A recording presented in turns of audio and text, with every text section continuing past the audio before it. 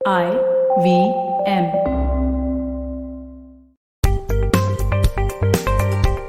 नमस्ते दोस्तों, स्वागत है आपका, क्योंकि इस पॉडकास्ट का नाम है आपका पैसा पैसा, सवाल आपके जवाब हमारे। मैं हूं आपका होस्ट अनुपम गुप्ता। आज हम बात करने वाले हैं विदेश में निवेश। I like the sound of that, विदेश में निवेश, इंटरनेशनल इन्वेस्टिंग। मेरे आज के एपिसोड के मेहमान है स्वास्तिक निगम, फाउंडर एंड सीईओ विनवेस्टा। जो इंग्लिश पैसा पैसा के लिसनर्स हैं उन्होंने सुना होगा, स्वास्तिक एक दो बार आए हैं हमारे पॉडकास्ट पे, इंग्लिश पैसा पैसा पे। अगर आप क्लब हाउस पे हैं तो हमने फेब मार्च में काफी एक दो रूम्स किए थे, और अभी रिसेंटली जब एंड्रॉइड यूजर्स भी क्लब हाउस पे आए थे तब हम लोग ने एक रूम किया था। स्वास्तिक वहां भी थे, उनका पर्सपेक्टिव हमेशा काफी इंटरेस्टिंग। तो स्वास्तिक, स्वागत है आपका हमारे लिसनर्स के सवालों के जवाब देने के लिए, धन्यवाद।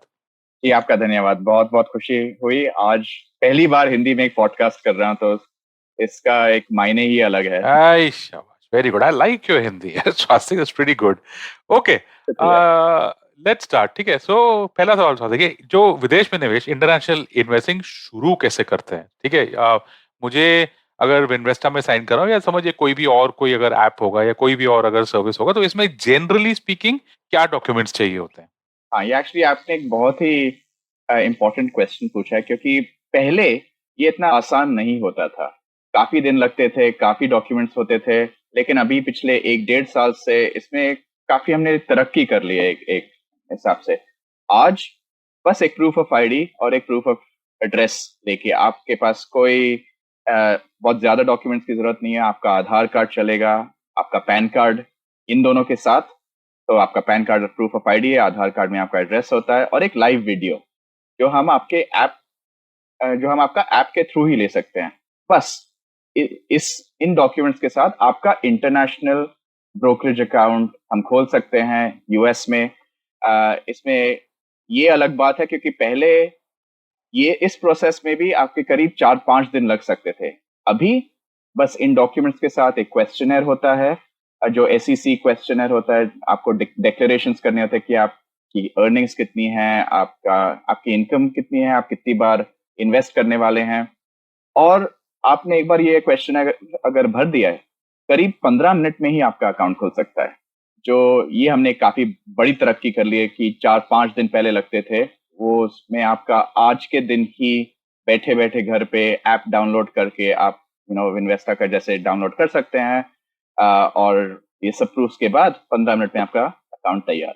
वेरी इंटरेस्टिंग यार, स्वास्तिक, क्योंकि मुझे जो आप अभी जो बोल रहे हैं उससे तो ऐसा लग रहा है कि जो हमारा जो रेगुलर ऐप होता है या बैंक अकाउंट होता है, या कोई भी, अगर मैं डोमेस्टिक, समझिए मैं कोई म्यूचुअल फंड प्लेटफॉर्म पे जा रहा हूँ या मैं एक बैंक अकाउंट खोल रहा हूँ, आजकल ये जो ऑनलाइन केवाईसी चालू हो गया है, ये बहुत कन्वीनियंट है सब लोग के लिए। तो आप बोल रहे हैं कि इंटरनेशनल इन्वेस्टिंग के लिए भी जो initial process, obviously because I am sure इसके बाद और भी कुछ स्टेप्स होंगे जो हम बात करने वाले हैं, लेकिन जो इनिशियल प्रोसेस है, number one, proof of ID, यानी identity proof, could be I don't know, Aadhaar card, PAN card, driver licence, पता नहीं, जो भी एक लिस्ट होगी आई एम श्योर।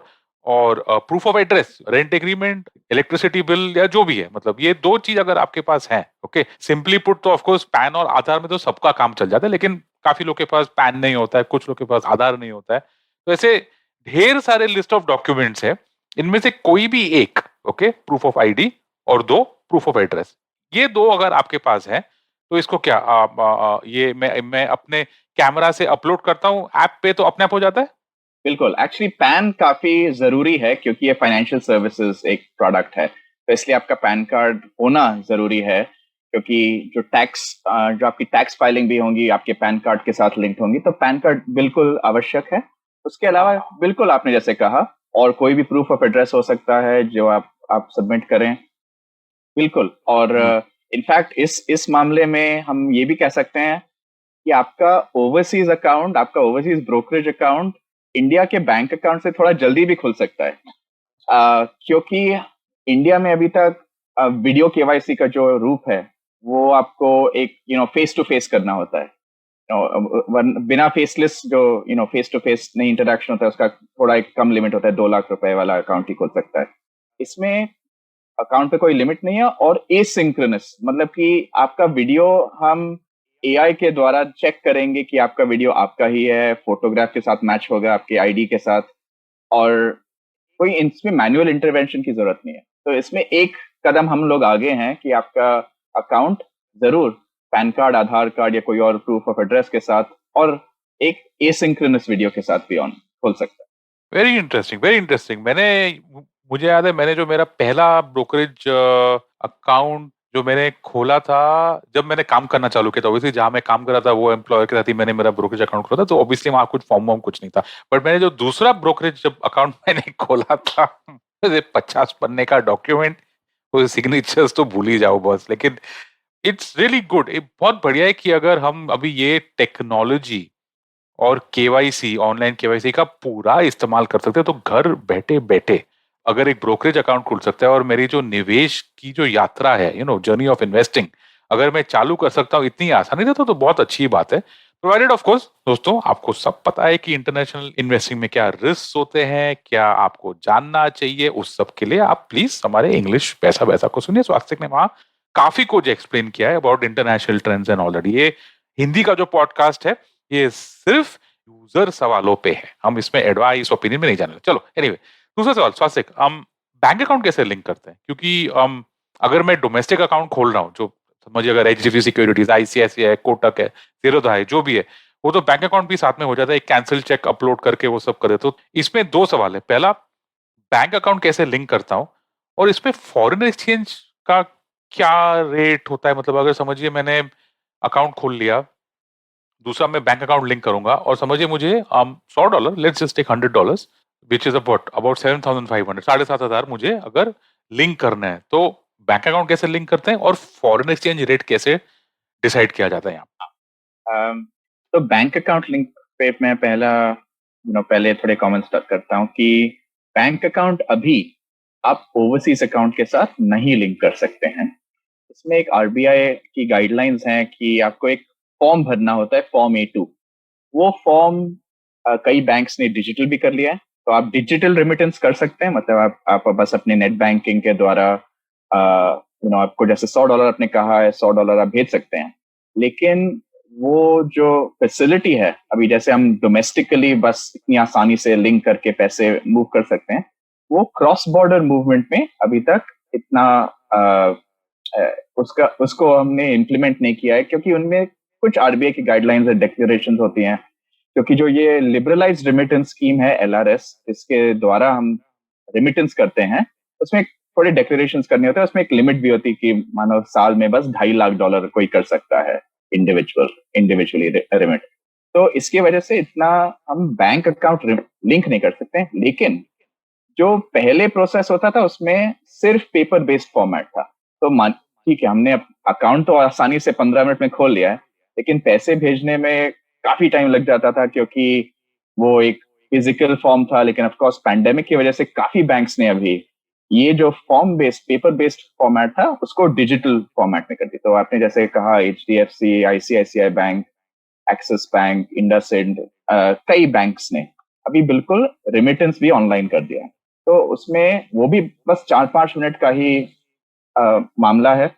आप बेनिफिशियरी को ऐड करेंगे, जो आपका ब्रोकरेज अकाउंट है, तो जिसमें हमने फॉर एग्जांपल ड्राइव वेल्थ के साथ पार्टनर किया यूएस में, तो आप बस ड्राइव वेल्थ की बेनिफिशियरी डिटेल्स डालेंगे, और एक बार आपने बेनिफिशियरी ऐड कर दिया, फिर जैसे आपने कहा $100, उसका आप रेमिटेंस भेज सकते हैं। अभी आते हैं आपके दूसरे प्रश्न पर कि उसका कॉस्ट कितना हो सकता है, कि $100 मानिए करते हैं, राइट। यहाँ पे थोड़ी थोड़े कॉस्ट ज्यादा हैं। इसमें मैं कहूंगा कि बाहर निवेश करने में यही एक सबसे बड़ी हमारी चैलेंज है अभी, जो हमको एड्रेस करनी है। क्योंकि बैंक्स में दो टाइप के कॉस्ट होते हैं जब आपको बाहर भेजना है। एक एक फिक्स्ड कॉस्ट होता है और एक वेरिएबल कॉस्ट। वो फिक्स्ड कॉस्ट करीब 100 से 150 रुपए से करीब 2,000 रुपए भी हो सकता है, जिस बैंक वो बैंक पे निर्भर है। उसके अलावा एक एफएक्स स्प्रेड होता है, जो मानिए कि डॉलर अभी 75 रुपीज का है, $1। उसमें बैंक आपको हाउएवर लेकिन सिर्फ 76 रुपीज के लिए $1 फॉर एग्जाम्पल देगा, राइट। तो वो जो स्प्रेड है वो करीब 1% ऑन एवरेज रहता है। लेकिन 0.5% से 2% तक का भी बैंक बैंक बैंक पे निर्भर है कि कितना वो स्प्रेड होगा।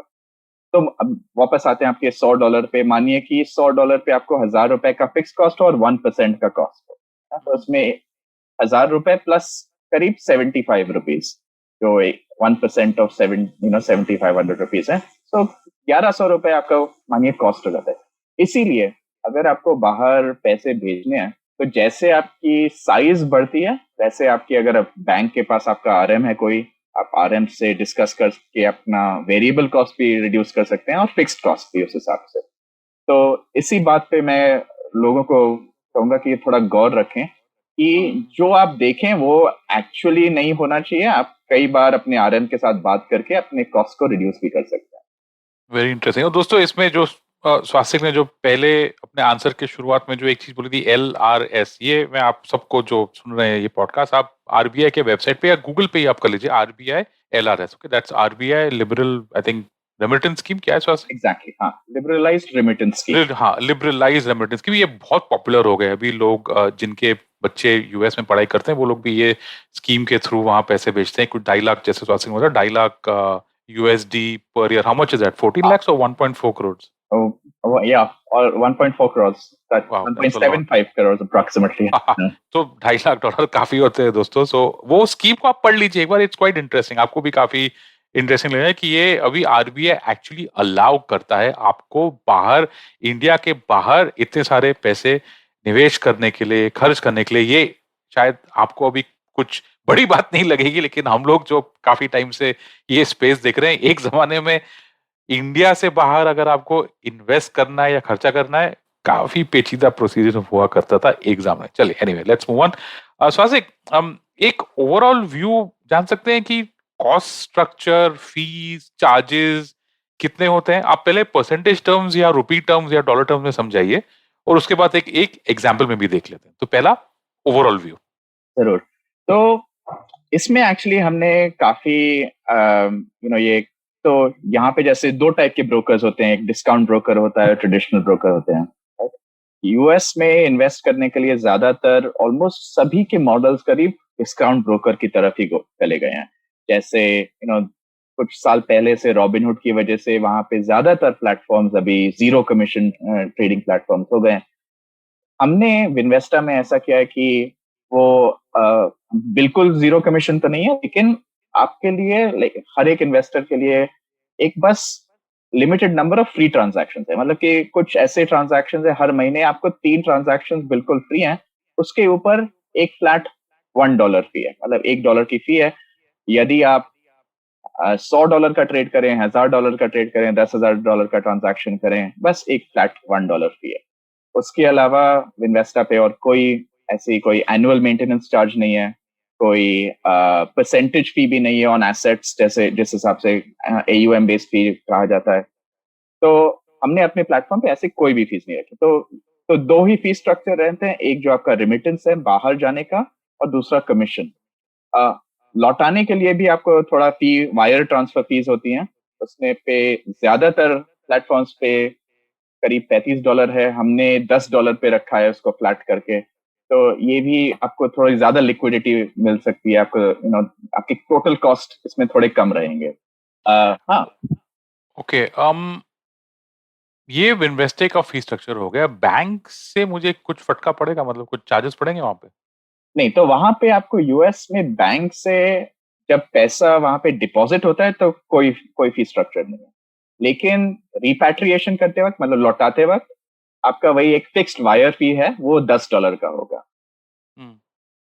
तो ओके। लौटाते वक्त, हाँ, तो लौटाते वक्त आपका इंडियन बैंक भी जो होगा, मानिए आपका आईसीआईसीआई, एसबीआई, जो भी है, जब डॉलर्स, मानिए आपने $1000 भेजे थे, वो $1000 का 1100 हो गया, आप 1100 रिटर्न कर रहे हैं। उसमें से $10 फी यूएस के बैंक ने ले ली, और जो 1090 डॉलर है वो आपका इंडियन बैंक, जो आईसीआईसीआई या जो भी आपकी बैंक अकाउंट है, वो जब कन्वर्ट करेंगे, वो एक एफएक्स स्प्रेड उस पर करेंगे, वो वापस ओके। करीबन 0.5%, 1% के आसपास होगा। ओके, ठीक है। अभी इसको एग्जाम्पल में कन्वर्ट करते हैं, ठीक है। एप्पल के शेयर का भाव आज की तारीख में कुछ $125 चल रहा है। समझिए मुझे 10 शेयर खरीदना है, यानी 1250 US डॉलर, विच इज रफली, समझिए 84,000, 85,000।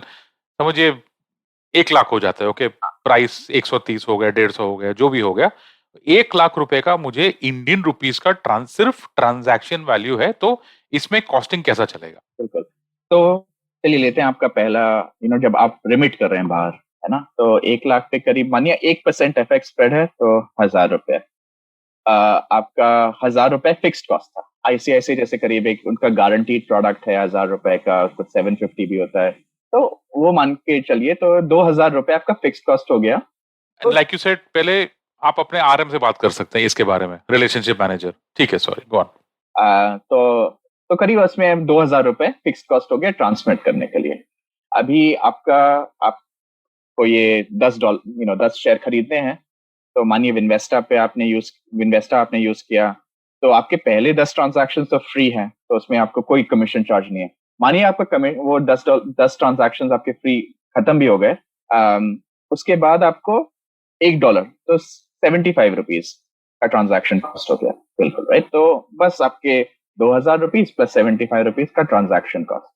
अभी आपको मानिए, चलिए बात लौटाने की। बेच दिया ना शेयर, समझिए हाँ, दो हफ्तों के बाद समझिए मैंने 10 सेम प्राइस पे मैं वापस लेके गया, just for the sake of convenience. तो ना प्रॉफिट हुआ ना लॉस हुआ। अगर मुझे सेम 1 लाख रुपए वापस लेना है, तो क्या प्रोसीजर होगा उसका? एग्जैक्टली। तो अभी जब लौटा रहे हैं आप, तो वापस $1 मान लीजिए 75 रुपीज उसका हो गया।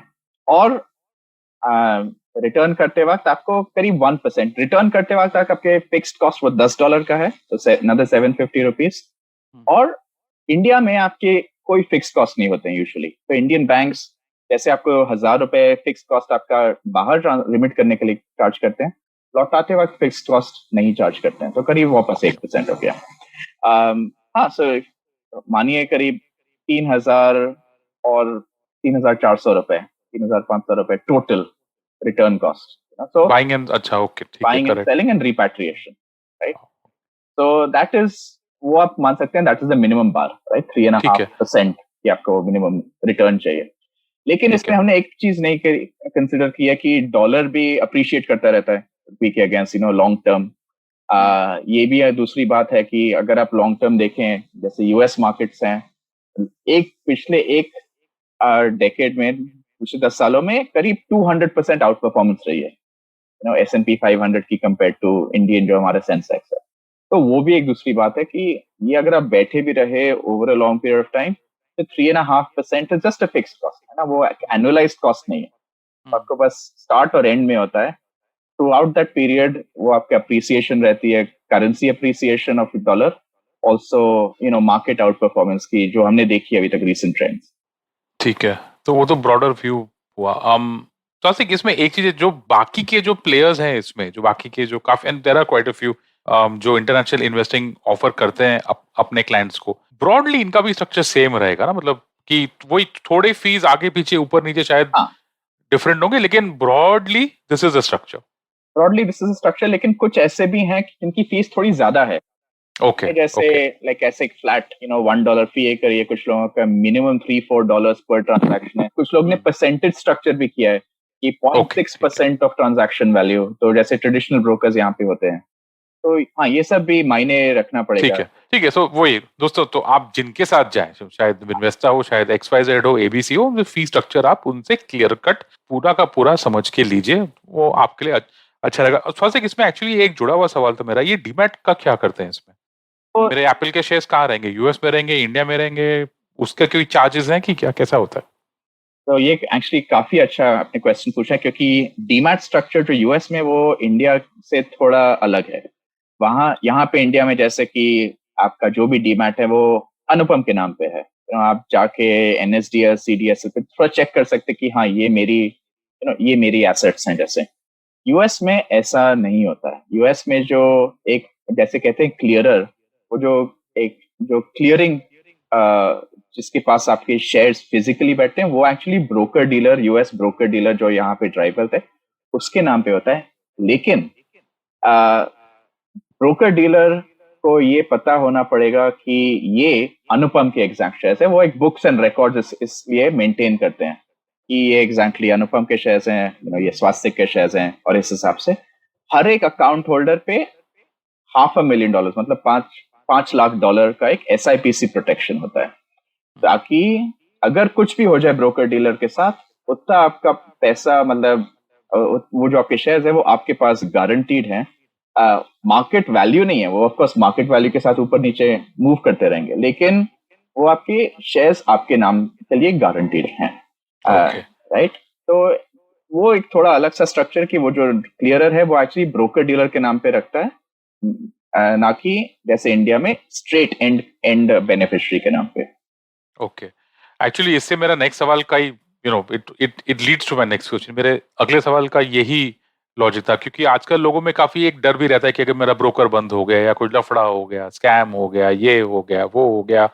हालांकि एटलीस्ट इंडियन रेगुलेशन जो है सेबी का, इसमें ज्यादातर ब्रोकर्स लिक्विड रहते हैं और ट्रांजैक्शंस अच्छे खासे से हो जाते हैं, लेकिन वंस इन अ वाइल जब कुछ होता है तो ऑब्वियसली आदमी के दिमाग में तो वो बैठा ही रहता है। तो समझिए गॉड फॉरबिड अगर विन्वेस्टा को कुछ हो गया, या तो उसमें फर्स्ट सवाल मेरा है कि अगर आपको कुछ हो गया गॉड फॉरबिड अगेन, तो मेरे अकाउंट का क्या होगा, नंबर वन।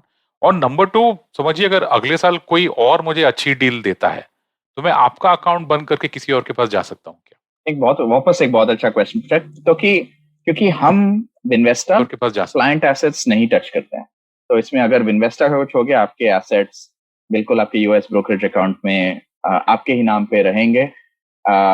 कुछ हो गया तो वो एसेट्स किसी और के पास ट्रांसफर हो जाएंगे, ब्रोकर डीलर इंश्योर करेगा कि वो ताकि आपको उनका व्यू हमेशा रहे। दूसरी बात आपने जैसे कहा कि एसेट ट्रांसफर, बिल्कुल आप अपने एसेट्स ट्रांसफर कर सकते हैं विन्वेस्टा से बाहर किसी और के पास। अगर वो आपको जरूरत पड़े कहीं प्राइसिंग की वजह से या किसी और वजह से भी। हमने ऐसा भी देखा कि लोग दूसरों से हमें ट्रांसफर करते हैं। आ, तो बिल्कुल इसमें कोई कोई गुंजाइश नहीं कि क्योंकि वो आपके नाम पे है, ऐसा नहीं कि वो विन्वेस्टा के नाम पे है और इसलिए उस वजह से आप ट्रांसफर नहीं कर सकते हैं ऐसे भी। लेकिन जैसे छोटा सा मैं एक उदाहरण दूंगा। एक्चुअली कुछ जगह ऐसा भी हो सकता है जहां पे आप ट्रांसफर नहीं कर सकते हैं। वो हमने जैसे कहा आपका जो आधा 5 लाख जैसे आपकी एसआईपीसी प्रोटेक्शन है वो फुल्ली डिस्क्लोज बेसिस कहा जाता है। एक दूसरा फॉर्मेट होता है जिसका कहते हैं ऑमनीबस फॉर्मेट, उसमें आप नहीं ट्रांसफर कर पाते, लेकिन हमने अपने क्लाइंट्स को प्रोटेक्शन देने के लिए इसलिए फुल्ली डिस्क्लोज फॉर्मेट दिया है ताकि आपके पैसे आपके नाम पे ही रहे, ऐसा ऑमनीबस स्ट्रक्चर में ना रहे। ओके।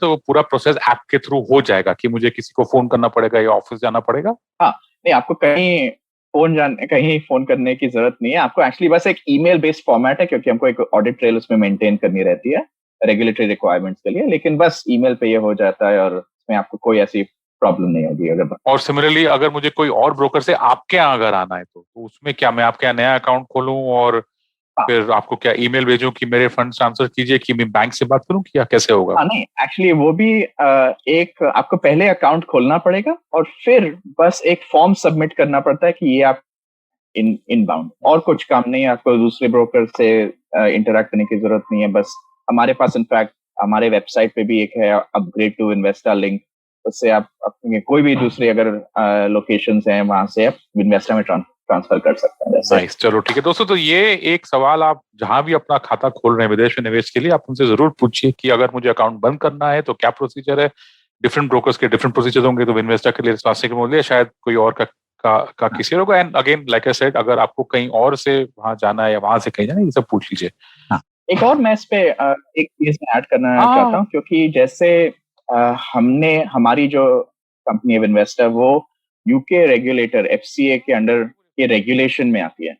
इस इसलिए हमने इनफैक्ट इन्वेस्टर्स को इतना काफी प्रोटेक्शन भी दिया है ताकि अगर आपको कोई कंप्लेंट हो तो हमारे पास एक क्लियरली डॉक्यूमेंटेड फॉर्मेट है। और उसके अलावा आप कोई भी वजह से हमने आपको जो रिस्पांस दिया है कंप्लेंट आपका ठीक से हैंडल नहीं हुआ है, हमने अपनी वेबसाइट पे बोला है कि आप जाके यूके फाइनेंशियल ओम्बड्समैन को बोल सकते हैं, हमारे बारे में कंप्लेंट कर सकते हैं। ये हमारी ट्रांसपेरेंसी जैसे हम कहते हैं ऐसे ही। लेकिन ये हमने इसीलिए किया है ताकि इन्वेस्टर्स को ये भी भरोसा रहे कि ये बस एक टेक प्लेटफॉर्म नहीं है जिसका अगर आपको कंप्लेंट करना है तो काफी। तो हमने इसलिए एक ज्यादा प्रोटेक्शन ऐड करने के लिए ये भी कहा है कि आपको रेगुलेटरी हम प्रोटेक्शन भी देते हैं इस हिसाब से। तो वो बस मैं एक और बात कहना चाहता था।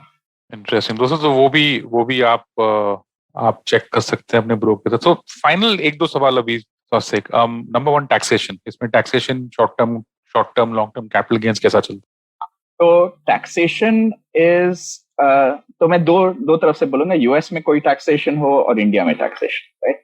यूएस में जो यहाँ पे जो लोग रहते हैं इंडिया में, वो जो नॉन रेजिडेंट्स हैं, राइट, या और अगर आपके पास आप कोई इंडिया में भी हो लेकिन यूएस सिटीजन ना हो, ग्रीन कार्ड होल्डर ना हो, इस उस पे आपके यूएस इन्वेस्टमेंट से जीरो कैपिटल गेन्स टैक्स होता है यूएस में। तो यूएस में आपको कोई कैपिटल गेन्स टैक्स नहीं पे करना होता। डिविडेंड्स पे आपके 25% टैक्स होता है, जो विदहोल्डिंग टैक्स कहा जाता है।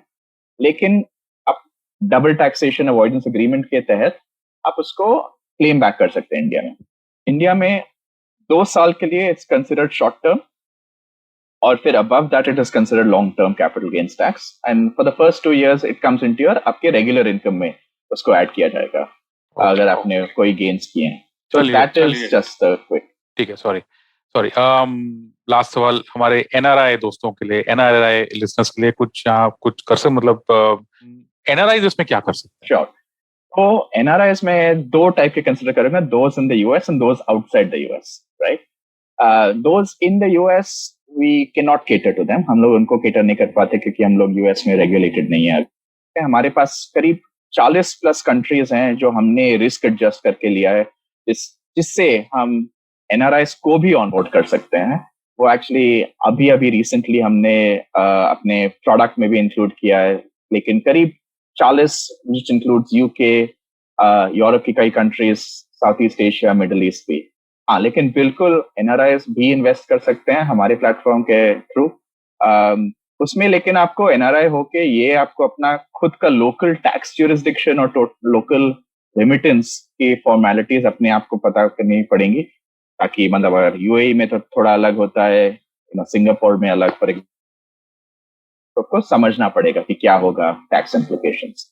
चलिए, बढ़िया है दोस्तों। अगर आपको इसके बारे में और जानना हो, मतलब जो ओपिनियन पार्ट है कि क्या मुझे ये करना चाहिए, नहीं करना चाहिए, आज का एलोकेशन क्या होता है, डिफरेंट कंट्रीज में कितना डिवाइड करना चाहिए, एसेट्रा एसेट्रा, ये सब हम लोग ने हमारे इंग्लिश पैसा वैसा पे ऑलरेडी आंसर किया। जैसे मैंने बोला था, हिंदी आपका पैसा वैसा आपके सवालों के लिए है, और होपफुली ये जो आज का हमारा एपिसोड था इसमें आपके सवालों का जवाब आपको मिल गया होगा। नहीं मिला होगा तो प्लीज हमें रीच आउट कीजिए मेरे ट्विटर अकाउंट पे या IVM पे। तो आज के लिए इतना ही। मैं धन्यवाद कर रहा हूँ मेरे मेहमान, हमारे विशेषज्ञ, स्वास्थ्य निगम फाउंडर CEO विनम्र स्वास्थ्य, आपका बहुत बहुत धन्यवाद हमारे दर्शकों के सवालों का जवाब देने के लिए। आपका भी बहुत धन्यवाद। Thank you for having me, as always it was a pleasure.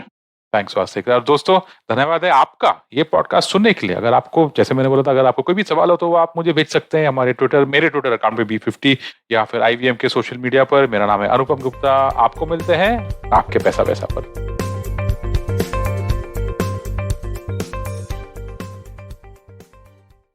कृपया ध्यान रखें, इस शो में होने वाली सारी बातें केवल सूचना देने के लिए हैं। इन्हें किसी भी तरह की आर्थिक सलाह समझना गलत है। किसी भी निवेश से पहले अपने आर्थिक सलाहकार की मदद जरूर लें। I hope you enjoyed that show. If you aren't following us on social media, please do. We're IVM Podcasts on Twitter, Facebook, and Instagram. I'd like to thank the sponsors on the network this week, CET, Cred, and Global Victoria. We thank you so much for making all of this possible. So this week on Cyrus Says, Tapsi Pannu was recently featured in the Netflix original Haseen Dilruba was on. They discussed her experiences in Bollywood and a whole lot more. On Begin the Journey, Ashish Vidyarthi enlightens us with his wisdom on how one can get freedom from their own thoughts or insecurities when they communicate with others. On The Millennial Athlete, Tanvi and Shlok fill us in on all the drama from the world of sports with Wimbledon, Euros, and World Test cricket making headlines every day. On Postcards from Nowhere, Utsav Momoria kicks off a new series, Beneath the Veneer. We travel to the Hashemite Kingdom of Jordan, where he takes us through his first experience of encountering the Red Sea. We have a brand new show, Misconduct. It's a true crime show hosted by Raghvi, a lawyer, and Nisha, a PR pro. They tell us about the story of Cyanide Malika, the lady who offered cyanide-laden sweets to women and after they die, loot their gold. On the Global Victoria Tech Talks podcast, we showcase some compelling new tech stories coming out of Melbourne. On one episode, Pawan Srinath speaks to Joe Agan from Nelnet International, where they discuss how the pandemic has affected the edtech sector and its evolution. Another episode has Varun Digirala talking to Ross Simons from Big Ant Studios about the gaming ecosystem and how they envision translating a sport to a game. And with that, I hope to see you again next week. Namaskar, dear friends. My name is Ashish Vidyarthi. Life, as you know, is a journey. And you and I, travelers, how can we celebrate this travel? I have a podcast for you, Begin the Journey. I share stories and moments from my life. Do tune in every Monday and Thursday to listen to my podcast on the IVM Podcast website, app, or wherever you get your podcast from. Cheers.